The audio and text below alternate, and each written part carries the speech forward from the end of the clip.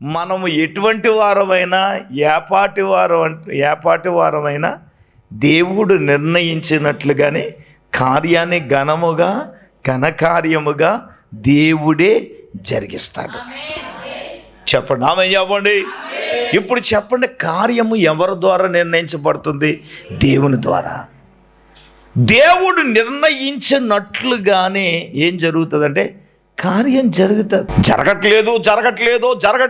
జరగట్లేదు అనేదానికంటే దేవుని నిర్ణయము కాలేదేమో, అందుకే జరగట్లేదు అనే నిర్ణయానికి నువ్వు రావాలి.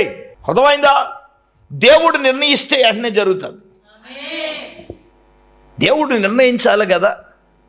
దాన్ని ఏమన్నారు తెలుసా? నిర్ణయ కాలం. అందరు చెప్పండి, ఏంటి చెప్పాలి? ఇప్పుడు చూడండి, ఒక స్త్రీ గర్భాన్ని ధరించిందంటే ఆ బిడ్డను ప్రసవించడానికి ఒక కాలం నిర్ణయించబడింది, 9 నెలలు.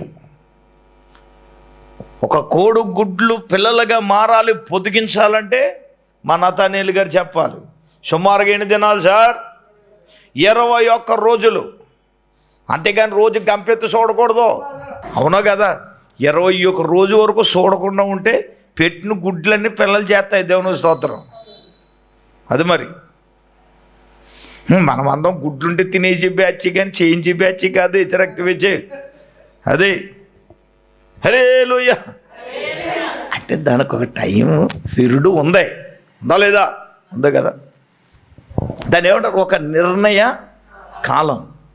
ఒక స్త్రీ ప్రసవించడానికి 9 మాసాలు 9 నెలలు పూర్తిగా మోయాలి. అంటే ఒక నిర్ణయ కాలం ఉంటుంది. అంతవరకు మనం ఏం చేయకూడదు, వెయిట్ చేయాలి. నా పాయింట్ అది. కంగారు పడిపోయి నువ్వు తిప్పలు పడవలసిన పని అవసరం లేదండి.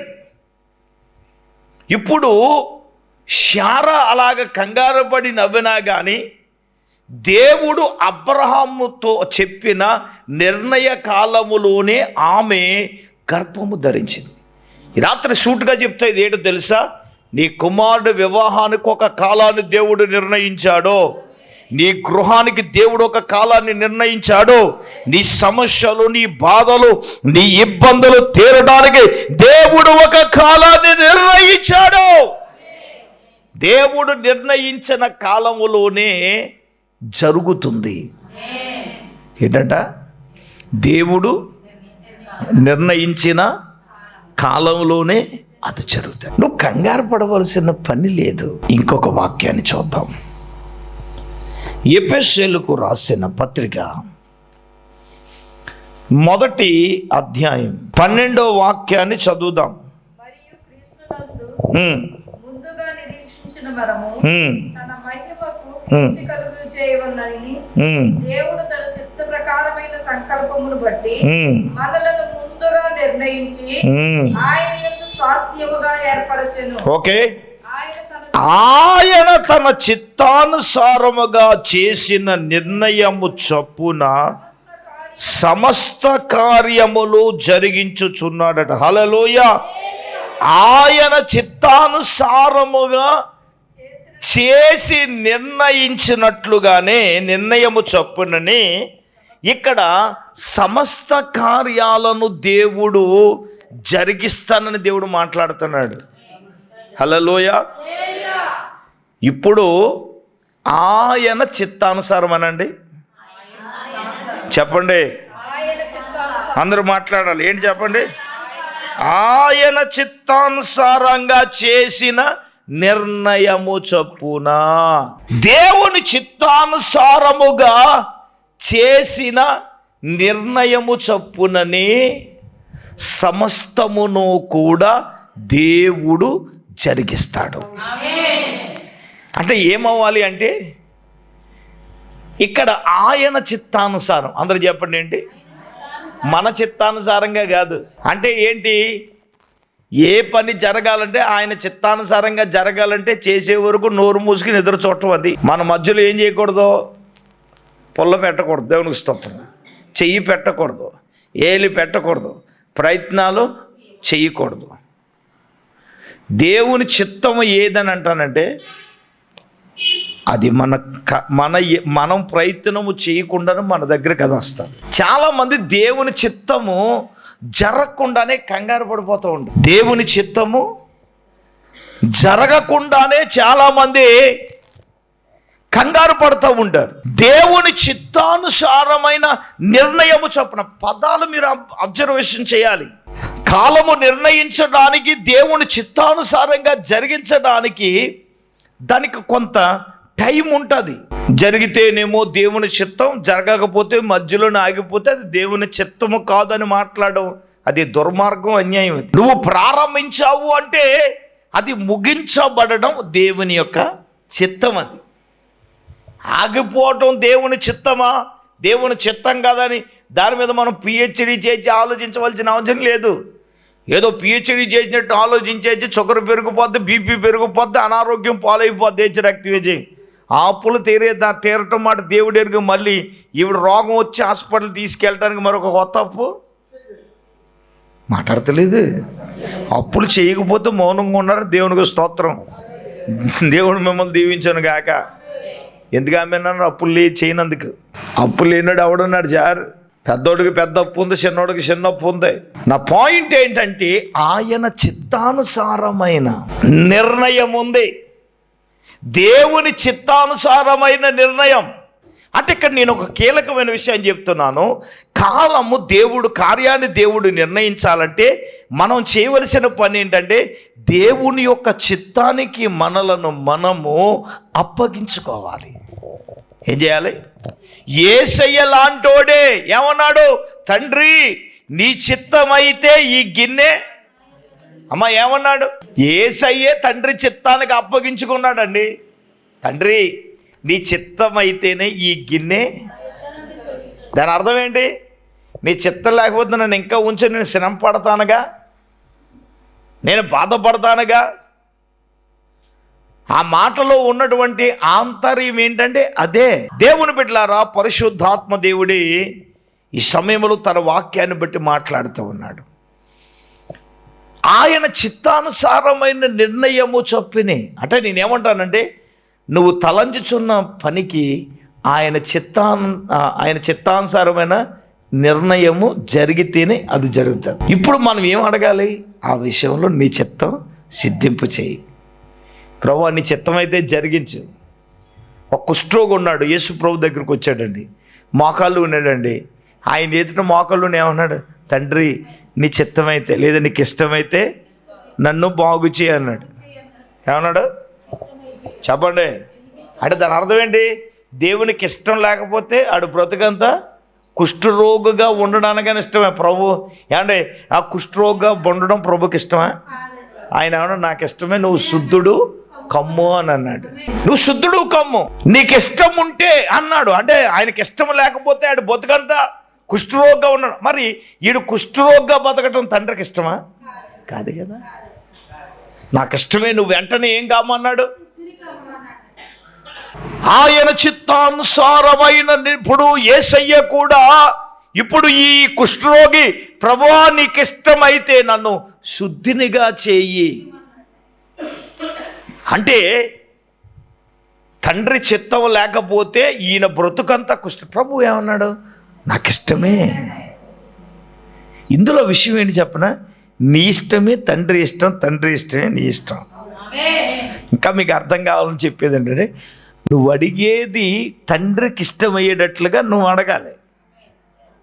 అర్థమవుతుందా? ఏంటంటే నేను చెప్పిన పాయింట్, తండ్రికి ఇష్టమైనట్లుగా మనం అడగాలి. తండ్రి దాన్ని ఒబే చేస్తాడు. ఇప్పుడు మన ఆశే, మనం ఏదైతే అనుకుంటున్నామో అదే. మనం అనుకునేది దేవునికి అనుకునే దానికి ఏమవ్వాలి? మ్యాచ్ అవ్వాలి. లేదంటే మనం అనుకున్నది వేరు, దేవుని అనుకున్నది వేరు అనుకున్నప్పుడు నువ్వు అనేది ఏంటి తెలుసా? అనుకున్నది ఒకటి జరిగింది. అవును, మరి అనుకున్నది ఒకటి జరిగేది ఒకటి. అంటే నీవు అనుకున్నది దేవుడు అనుకుంటానికి ఒకటి మ్యాచ్ అవ్వాలి. దానిని ఏమిటో చెప్పనా? చిత్తము. ఏంటి చెప్పండి? అంతేగాని బలవంతంగా రుద్దేశం నువ్వు ఎందుకు చెయ్యు, నువ్వు ఎందుకేవో ఏజ్ రక్త వేజే ఏడను తదాస్త అంటాడు. ఏజ్ రక్త వేజే ఒకసారి ఒక దైవజనుడు చెప్పగా నేను అన్నాను. బండి అడుగుతున్నాడంట. ఒరే బాబు ఇది పాత్ర నాయన అన్న ఇచ్చేయండి, ఏదైనా ఇచ్చేయండి. ఒరే మంచిది ఇస్తానంటే దీంతో బాధ ఇచ్చేయండి బాబా, మీరు ఎట్లా నాకు కావాలి రక్తం ఇచ్చి. అప్పుడు దాకా సైకిల్ ఇచ్చినోడికి ఏదో దాన్ని మొత్తం మీద చేస్తే ఏదో బాగు ఇచ్చాడు రక్తం ఇచ్చి. అది రక్తం తాగినట్టు తాగేస్తుంది పెట్రోల్. సపోజ్ 1 లీటర్ అయితే కొత్త పెట్రోల్ ఇచ్చినట్టుగా అయిపోతుంది. ఈడు పాపం సైకిల్ వేసుకెళ్తే పాపం వచ్చిన కానుకలు వచ్చినట్టుగా ఇంటికి వచ్చాయి. ఇప్పుడు 100 రూపాయలు పెట్రోల్ ఎత్తున కొత్త పెట్రోల్ ఎత్తే వీడి జేబులోకి ఏముంటలేదు. ఇంక వీడికి పాపం 1-2 నెలలు వీడికి కొత్త కదండి, తొక్కండి వెళ్ళిపోతుందని హ్యాపీగా అనుకుంటున్నాడు. దేవుని స్తోత్రం. 2 నెలల తర్వాత తెలిసింది వీడికి వేసి రక్తం వేచే పట్టుకెళ్ళి ఇచ్చేస్తారు. ఎరా ఎందుకు ఇచ్చేచ్చారండి? అయ్యో బాబు దీన్ని అయ్యో ఆయన చెప్పినప్పుడు వినాలి కదా. ఇటువంటి బ్యాచ్ మన వాళ్ళు చాలా మంది ఉంటారు. దేవుని స్తోత్రం. దేవుడు ఇవ్వకుండా దేవుడు చేయకుండా కంగారు పడిపోయి బ్యాచ్. దేవుని చిత్తం కాకుండా జరిగేది ఏదైనా మనకి తిప్పల పోటులు తెచ్చి పెడతాం. దేవుని చిత్తం ప్రకారంగా జరిగేది అంతా ఏమవుతుంది? ప్రశాంతంగా ఉంటుంది. అందుకే దేవుని చిత్తం కొరకు అడగాలి. తండ్రి చిత్తం అవ్వాలండి. తండ్రి చిత్తానుసారమైన నిర్ణయము చొప్పునే. అక్కడ వాక్యం ఏముందంటే ఆయన సమస్తమును జరిగిస్తాడు. హల్లెలూయా. సమస్తము ఆయన చిత్తము లేనిదే ఏది మన జీవితాలలో జరగదు. దీని మధ్యలో ఉంది ఏంటంటే దేవుని యొక్క నిర్ణయము. హల్లెలూయా. ఏంటి చెప్పండి? దేవుని యొక్క నిర్ణయం. దేవుని యొక్క నిర్ణయము చొప్పునే జరుగుతుంది. ఆ నిర్ణయానికి ఆయన చిత్తము తోడవ్వాలి. ఇప్పుడు మనం అడగవలసింది ఏంటి అంటే, తండ్రి నీ చిత్తం నాయన అని అడగటంలో తప్పే ఉందండి? తప్పేమైనా ఉందా? ఏమీ లేదు కదా. ఇప్పుడు దేవుని చిత్తానుసారంగా తండ్రిని అడగటం అది తప్పేమీ లేదండి. ఇప్పుడు అంటే ఈరోజు ఇచ్చే సందేశం ఏంటంటే, ప్రభు మాట్లాడే సందేశం ఏంటంటే, కార్యము దేవుని చేత నిర్ణయించబడుతుంది. ఇక్కడేమన్నాడు? ఆయన చిత్తానుసారంగా నిర్ణయించిన చొప్పుననే ఏమన్నాడు? ఆయనట చూడండి, నిర్ణయము చొప్పుననే సమస్త కార్యాలు కూడా జరుగును. హల్లెలూయా. ఏంటండి సమస్త కార్యాలు? సమస్త కార్యాలు అనే చోట్లోనికి మనకున్న కార్యాలన్నీ అందులోకి వచ్చేస్తాయి. ఏ కార్యమైనా కానివ్వండి. ఏమండి? తన చిత్తానుసారమైన నిర్ణయము చొప్పుననే సమస్తమైన కార్యాలు దేవుడు జరిగిస్తాడు. హల్లెలూయా. నిర్ణయము చొప్పునే దేవుడే కార్యాన్ని నిర్ణయించాడు. దేవుడు నిర్ణయించిన కాలములోనే మన జీవితాలలో దేవుడు జరిగించబోతున్నాడు. ఆమేన్. ఎస్, నిజం. మనం ఎంత కంగారు పడినా అది జరగదు. దేవుడు నిర్ణయిస్తేనే అది జరుగుతుంది. హల్లెలూయా. ఏమండి? దేవుడు నిర్ణయించినట్లుగానే అది జరుగుతుంది. ఇప్పుడు దేవుడు తాను ఏ విధంగా నిర్ణయిస్తాడో ఆయన నిర్ణయించినట్లుగానే మన జీవితాలలో అది జరుగుతుంది. ఇప్పుడు దేవుడు నిర్ణయించలేదండి. నేను అడుగుతాను, దేవుడి నిర్ణయం కాలేదనుకోండి, నువ్వెంత ప్రయత్నం చేసినా జరుగుతుందా? జరగదు. నువ్వు అనుకుంటావా? అనుకోవుగా. అగో ఆ ముందరష్టపతి నాకు ఎదురొచ్చింది, ఇది అవుతుందేంటి? అది ఎదురొచ్చింది కాబట్టి నా పని. నేను అంటాను, దేవుడిని నిర్ణయం కాకపోతే అది ఎదురు రాకపోయినా, వచ్చినా రాకపోయినా అది జరగదు. అలా అనుకుంటే మంచి ఎదురు చూసుకున్నప్పుడు నష్టము జరగనవి ఏమైనా ఉన్నాయా? మాట్లాడండి. అనలేం కదా. అంటే ఇది దేవుని నిర్ణయము అనే గ్రహింపు మానవమైన మనకే రాదు. ఇంకో మాట చెప్తాను. దేవుడు కొన్ని సమయాలలో జరగబోయేది ఒక దర్శనం రూపంలోనో కళ రూపంలోనో దేవుడు చూపిస్తూ ఉంటాడు. ఈ మట్టి బుర్రలకు ఏం అర్థం అవుతాయి? యజ్ఞరక్తి విజయం అంత అవగాహన ఎక్కడ ఉంటుంది? అది కార్యము జరిగిపోయిన తర్వాత నిదానం చేసిన తర్వాత అమ్మో అప్పుడు ఫలానా రోజును ఎలాగొచ్చింది దేవుడు, అది అయిపోయిన తర్వాత చెప్తే పెద్దమ్మ గొప్పతనం ఏమీ లేదు. దేవునికి స్తోత్రం. అవ్వక ముందు చెప్పాలి.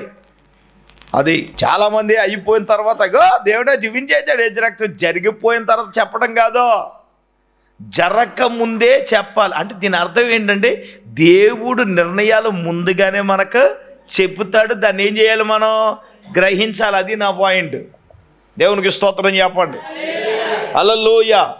అందుకని బైబిల్లో ఏముందో, తాను చేయని ఉద్దేశించింది ఆయన ప్రవక్తలకు చెప్పకుండా దేవుడు ఏది చేయడట ముందుగానే. కానీ మనకు గ్రహింపు ఉండదు. ఎప్పుడు వస్తుంది గ్రహింపు? జరిగిపోయిన తర్వాత గ్రహింపు వస్తుంది. దేవునికి స్తోత్రం. అది నీ తప్పు కాదు, గ్రహించలేకపోవడం నీ తప్పు. అది చెప్పడం తప్పు కాదు. మనం ఆలోచించుకుని గ్రహించుకుని లోపల అన్నీ మన జీవితాలు ఏమున్నాయి, జరిగిపోతూ ఉన్నాయి కదా. అసలు ముందే గ్రహించుకుంటే దానికి జాగ్రత్త పడతాం కదా. చెప్పండి, ఇప్పుడు ఈ పక్కింట్లో దొంగడు అడ్డాడు అన్నాడు అనుకోండి, ఏం చేస్తాం మనం?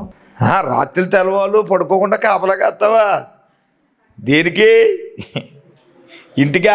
ఎక్కడో పక్కింటాడు అక్కడ అబ్బుల్లో దొంగలు అంటారని ఇక్కడ తెల్లాలి నిద్రలో తెల్లం ముఠా దిగిందని చెప్పండి. మరి అంటే మనం ఏం చేద్దాం? అయ్య బాబు ఎక్కడ వస్తాడు ఏంటో రక్తం ఏం చేయి అంటాం కదా.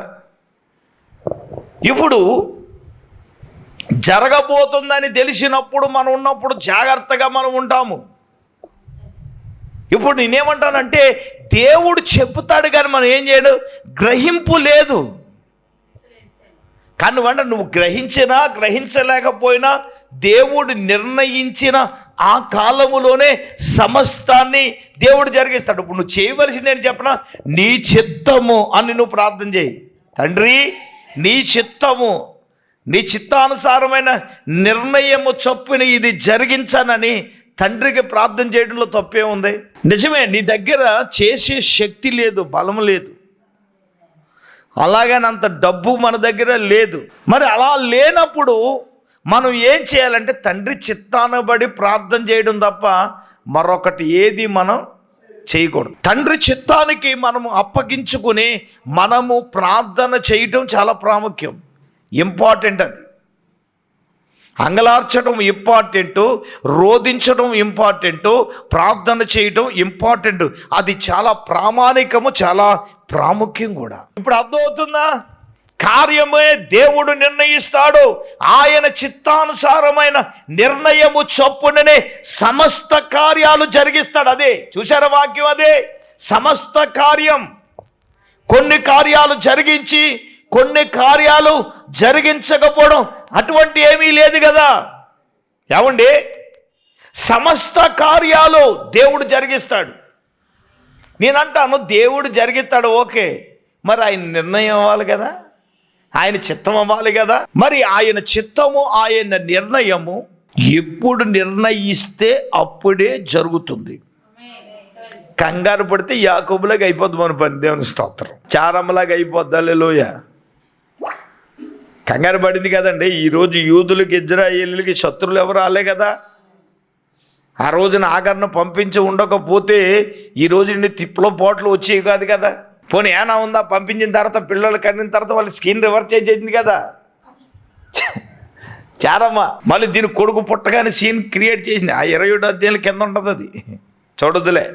ఏయ్ అబ్రామ, నువ్వు అర్జెంటుగా దాన్ని నువ్వేం చేయాలి, నువ్వు పంపించేయాలి, రక్తం ఇచ్చి. మరి నువ్వు ఎందుకు దేవుని నిర్ణయానికి ముందుగా నువ్వు ఎందుకు కంగారు పడాలి? ఇటువంటి శారమ్మ క్యారెక్టర్లు చాలామంది ఉంటారు. రక్తం వేచే దేవుడు చేసేదాకా దేవుడు ఇచ్చే వరకు ఆకుండా కంగారు పడిపోతే తెప్పల పోట్లు రాకపోతే ఏమవుతాయి? హలో, అందుకే దేవుని నిర్ణయం కొరకు కనిపెట్టాలి. మనం దేవుని చిత్తం కొరకు కనిపెట్టాలి. నువ్వు కంగారు పడిపోయి ఇబ్బంది పడిపోతే చారమ్మకు వచ్చిన తెప్పలు పోట్లు మనకు వస్తాయి. రక్తం వేచే ఆవిడ ఒక్కడితో అయిపోయిందా? ఈ రోజున యూదులకి ఇజ్రాయేలీల మీదకి ఎప్పుడు శత్రువులు ఆళ్ళే. మొన్న పాలస్తీనా యుద్ధాలు, మరి గాజానే ఎవరండి? వాళ్ళే కదా.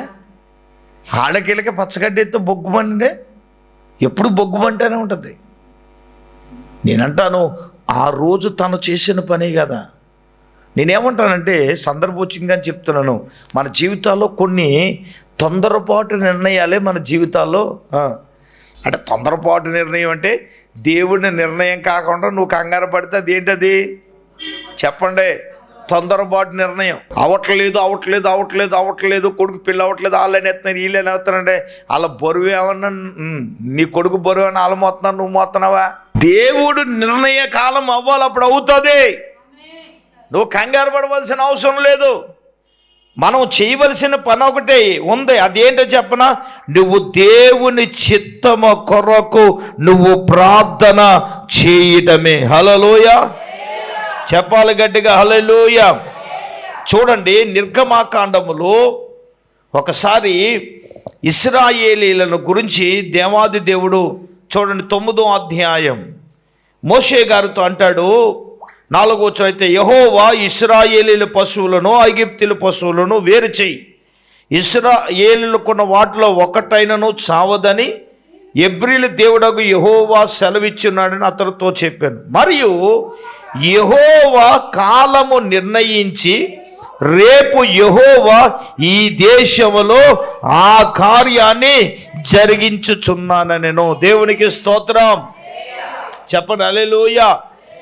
ఇప్పుడు దేవుడు యెహోవా కాలం ఏం చేశాడు? నిర్ణయించాడంట. ఇప్పుడు యెహోవా ఈ దేశములో దేవుడిని నిర్ణయించినట్లుగా ఆ కార్యాన్ని ఏం చేస్తున్నాడు చెప్పండి?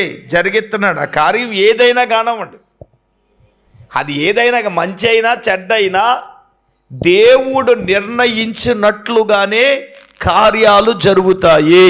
అది విషయం. అప్పుడు వరకు మనం ఏం చేయాలి? నేనేమంటానంటే, ఈ రాత్రి పరిశుద్ధాత్మ దేవుడు చెప్పేది ఏంటంటే, నువ్వు దేవుని చిత్తము కొరకు ప్రార్థించడము, అంగలార్చడం ఇంపార్టెంట్. అది ఏం చేయాలి? మనం ప్రార్థన చేయటము, దేవుని సన్నిధిలో దేవుని దగ్గర అంగలార్చడం, రోధించడం, ప్రార్థించడం, ఇది ప్రామాణికము, ఇది ప్రాముఖ్యం. ఖచ్చితంగా పరిశుద్ధాత్మ దేవుడే నీతో, నాతో, మనందరితో కూడా ప్రభు మాట్లాడుతున్నాడు. గట్టిగా చేతులెత్తి స్తోత్రం చెప్పండి. దేవుని బిడ్డలారా, కార్యాలు దేవుని వల్లే. ప్రభు నాకు నేను ఏం చెప్పాలో తెలియక సమస్యలుగే మాకు నిలబెట్టినప్పుడు, ప్రభు ఏం వాక్యం చెప్పాలంటే, ప్రభు ఇచ్చిన వాక్యం ఇది. దేవుడి నిర్ణయించిన కార్యంలోని ఒకవేళ మీలో ఎవరైనా ఏ కార్యం అవ్వట్లేదని అనుకుంటున్నావేమో, ఇక్కడ కూర్చున్న మనతోనూ, టీవీ ముందు కూర్చున్న వాక్యం విన్న వారితో కూడా దేవుడు అదే మాట్లాడుతున్నాడు. నా ద్వారా కార్యాలు ఏమవుతాయి? నిర్ణయించబడతాయి. నేను నిర్ణయించిన కాలములో ఏం జరుగుతుంది? కార్యము జరుగుతుంది. ఆయన చిత్తానుసారంగా నిర్ణయించిన నిర్ణయము చొప్పుననే ఆయన సమస్తమైన కార్యాలు జరిగిస్తాడు. అది ఇల్లైనా, పెళ్ళైనా, అప్పులైనా, గర్భము తెరవబడుటైనా, కొడుకైనా, కూతురైనా, ఏదైనా ఉద్యోగమైనా, ప్రమోషన్ అయినా, ఏదైనా ప్రతి దానికి దేవుడు ఏం చేశాడు? ఒక కాలాన్ని నిర్ణయించాడు. దేవుడు నిర్ణయించిన కాలములోనే అది జరుగుతుంది. దేవుడు ఒక కాలాన్ని నిర్ణయించాడండి. నేనేమంటానంటే, దేవుడు నిర్ణయ కాలానికి ముందు ఒక రోజు ముందు జరగదు, ఒక రోజు వెనక జరగదు. దేవుడు ఏ టైం అన్నాడో ఆ టైంలోనే దేవుడు నిర్ణయించినట్లుగానే జరుగుతుంది. హల్లెలూయా చెప్పాలి గట్టిగా, హల్లెలూయా. నేను ఎప్పుడు నమ్మేది ఏంటంటే అదే, దేవుడు ప్రతి దానికి ఏదో. నేను 2 సంవత్సరాలు అయింది కారు మంచిగా దొరుకుతుంది, ప్రతి ఒక్కడు చెప్పడమే దేవునికి స్తోత్రం. కానీ మొన్న దేవుడి నిర్ణయ కాలం అయింది అది, అంతేగాని దేవునికి స్తోత్రం. మొన్న ఉదయం ఒకడు అంటున్నాడు, అలాగే ఏడో ఈ సెట్కి మాకు ఒక స్విచ్ అయిపోద్ది అన్నాడు, దేవునికి స్తోత్రం. కానీ నేనేమంటున్నా, అది నిర్ణయ కాలం సార్. అది మనం కంగారు పడిపోతే నువ్వేమంటావు? ఆయన చెప్తున్నానని చేయట్లేదండి, దేవునికి స్తోత్రం. నువ్వు చెప్తే చేయటం కదా, ఆయన చెప్తే కానీ అది అవుతుంది. అది దేవునికి స్తోత్రం. నువ్వు కంగారు పడిపోయి ఎజ్జరక్తమే చెప్పులా పోట్లాడిపోతాయి, అది జరగదు. తండ్రి చిత్తం అవుతేనే అది జరుగుతుంది. ఆమేన్. తండ్రి చిత్తము, తండ్రి నిర్ణయము, ఆ నిర్ణయం కొరకే మనం ప్రార్థన చేయాలి. అందరూ మోకరిద్దాం, కళ్ళు మూసుకుందాం, ఒక్క నిమిషం ప్రభువుని అడుగుదాం. ప్రభువా, నువ్వు నిర్ణయించిన కాలంలోనే ఏదైనా జరుగుతుంది. అవును తండ్రి, శారా గర్భము తెరవడానికి ఒక కాలాన్ని నిర్ణయించారు. నీవు నిర్ణయించిన కాలములోనే ఆమె గర్భము ధరించిందయ్యా, కుమారుని అనుగ్రహించిందయ్యా. నిజమే దేవా, ఈరోజు నువ్వు మాతో మాట్లాడావు నాయన. ఇదిగో ప్రతి దానికి ఒక కాలము నిర్ణయించబడిందని నీ సేవకుని ద్వారా మాతో మాట్లాడావు నాయన. ప్రార్థన చేద్దాం. దైవజనురాలు మన ప్రార్థనలు నడిపిస్తుండగా కళ్ళు మూసుకుని విషయాలన్నీ జ్ఞాపకం చేసుకుందాం. తండ్రి, నీ చిత్తమే, నీ నిర్ణయ కాలమే దాన్ని బయలుపరచు నాయన. స్తోత్రం స్తోత్రం స్తోత్రం స్తోత్రం స్తోత్రం స్తోత్రం స్తోత్రం. పరిశుద్ధుడైన తండ్రి, మహోన్నతుడా, నీకు వందనాలు. ఈ రాత్రి ప్రభువా, ఇక ఉపవాస కూడికలో నీ సేవకుని అభిషేకించి నీ వాక్యము ద్వారా మీరు మా అందరితో మాట్లాడినందుకు వందనాలు, స్తోత్రాలు ప్రభువా. అయ్యా నాయన, నీవు నిర్ణయించిన కాలములోనే ప్రభువా నీవు కార్యములు జరిగించే దేవుడివై ఉన్నావు తండ్రి, నీకు వందనాలు. అయ్యా, మేమెంత కంగారు పడినా కానీ ప్రభువా, అయ్యా నాయనా నీకు స్తోత్రాలు తండ్రి. ఏ కార్యాలు జరగవు ప్రభువా. నాయనా నా తండ్రి, నే నిర్ణయం చొప్పున ప్రభువా అయ్యా నాయనా నీవు కార్యాలు జరిగించే దేవుడివై ఉన్నావు తండ్రి. అయ్యా, నిర్ణయము కొరకు, ఆ సమయము కొరకు, ఆ గడియ కొరకు ప్రభువా మేము నాయన కనిపెట్టి ప్రార్థన చేసే కృప దయచేయమని ప్రార్థన చేస్తున్నాను. అబ్రహాము సారాల జీవితములో నాయనా అయ్యా నా తండ్రి, నీ నిర్ణయం చొప్పున నాయన నీవు నిర్ణయించిన కాలములోనే నాయన నా తండ్రి వారికి కుమారుని అనుగ్రహించి నీవు కార్యాన్ని జరిగించావు ప్రభువా. అయ్యా నాయనా నీకు స్తోత్రాలు తండ్రి. అయ్యా నాయనా నా ప్రభువా నా తండ్రి, నీవు నిర్ణయించిన కార్యాలు అయ్యా నాయన నీ నిర్ణయం చొప్పున జరిగిన కార్యములు ప్రభువా మా జీవితాల్లో ఎంతో ఆశీర్వాదకరంగా అద్భుతంగా ఉంటాయి తండ్రి. అయ్యా నాయనా నా తండ్రి నీకు స్తోత్రాలు. మా నిర్ణయ ప్రకారంగా చేసుకున్నవి నాయన అయ్యా నా తండ్రి, ఆ కార్యాలు ఏమీ నా ప్రభు అద్భుతంగా ఉండవు ప్రభువా. నీవు నిర్ణయించిన కార్యములే ప్రభువా మా జీవితాలకు ఆశీర్వాదకరమునైనా, మా కుటుంబానికి ఆశీర్వాదకరమునైనా, వ్యక్తిగతంగా మా జీవితాలకు ఆశీర్వాదకరము తండ్రి, నీ కొందనాలు. అయ్యా నైనా నా తండ్రి, నీ నిర్ణయ కార్యముల కొరకు ప్రభువా అయ్యా మేము ఎదురు చూడటానికి, నిరీక్షించడానికి, కనిపెట్టడానికి ప్రభువా సహాయము దయచేయమని ప్రార్థన చేస్తూ ఉన్నాను తండ్రి, నీ కొందనాలు ప్రభువా. అయ్యా నాయనా నా తండ్రి, నీవు నిర్ణయించావు తండ్రి. అయ్యా ఈజిప్తీయుల పశువులన్నీ చనిపోని నాయనా నీవు నిర్ణయించావు ప్రభువా. ఇశ్రాయేలీల పశువులన్నీ సజీవంగా ఉన్నాయి తండ్రి, నీ కొందనాలు ప్రభువా. అయ్యా నాయనా నీ నిర్ణయాలు, నీ నిర్ణయ కార్యములు గొప్పవి నాయనా. యేసయ్యా నీకు స్తోత్రాలు తండ్రి. ఆ కార్యములు మా పట్ల, మా కుటుంబాల పట్ల జరగాలి తండ్రి. అయ్యా ఈ రాత్రి విత్తవన్నీ మాటలు ప్రభువా నీరు కట్టి మా హృదయాల్లో ఫలింపచేసి సమస్త ఘనత, మహిమ, ప్రభావములు మీరే పొందమని యేసయ్య పరిశుద్ధ నామములో ప్రార్థన చేసి అడిగి వేడుకొనుచున్నాం మా పరమ తండ్రి. ఆమేన్. మన పరమ తండ్రి అయిన దేవుని ప్రేమ, రక్షకుడైన యేసుక్రీస్తు ప్రభుల వారి యొక్క దివ్యమైన కృప, పరిశుద్ధాత్మ దేవుని యొక్క అన్యోన్య సహవాసము ప్రభు బిడ్డలారు ఇక్కడ కూడినలకు సదాకాలము తోడైండునుగాక. ఆమేన్, ఆమేన్, ఆమేన్.